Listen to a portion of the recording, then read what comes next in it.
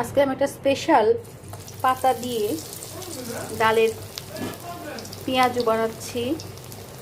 এই পাতাটা দিয়ে নাকি মানে পেঁয়াজু বানায় খেলে রুচি অনেক বাড়ে।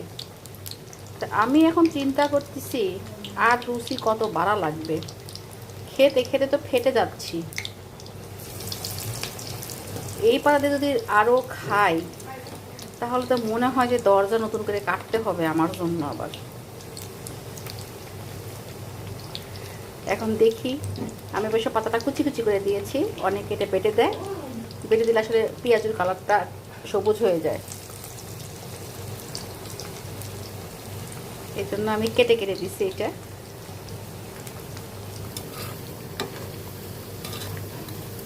আমার পেঁয়াজু ভাজা হয়ে গেছে।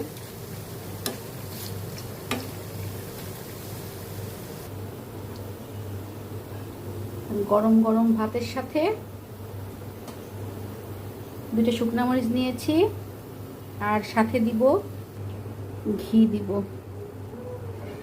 কারণ ঘি আমার খুব পছন্দ। আমি গরম গরম ভাতে ঘি খেতে খুব পছন্দ করি। আমার তৈরি হলো ডালের পেঁয়াজু।